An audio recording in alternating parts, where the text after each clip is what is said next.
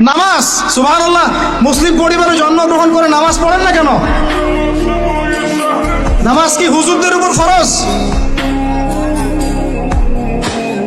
বলেন। আপনার বয়স কি 10 বছরের নিচে? তাহলে আপনি নামাজ পড়েন না কেন?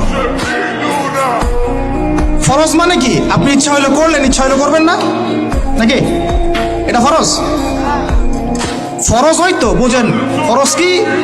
ওই যে প্রত্যেক রাতে যে মেয়ের সাথে খষ্টি নষ্টি না করলে আপনার ঘুম হয় না, ওইটা হচ্ছে ফরজ।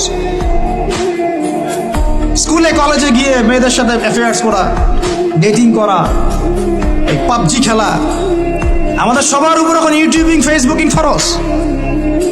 ফরজ বোঝেন, এইভাবে বোঝেন, এগুলো হচ্ছে ফরজ আপনার উপরে। তো সালাত, হাইয়া আলা সালাত প্রত্যেক দিন আপনার কানে যায়, কেন সালাতে আসেন না? হাইয়া আলাল ফালাহ আপনার আমার কানে যায়, কেন সালাতে আসেন না? কখন সালাতে আসবেন? ছোট ভাইরা কখন সালাতে আসবেন? যখন আপনার বয়স হবে 50, ওই সময় এসে প্রথম কাতারে চেয়ার নিয়ে দৌড়দৌড়ি করবেন। আমরা যখন মসজিদে যাই, প্রথম কাতারগুলোতে প্রথম 2টা কাতার থাকে বয়স্করা, বৃদ্ধরা, যুবকরা নাই।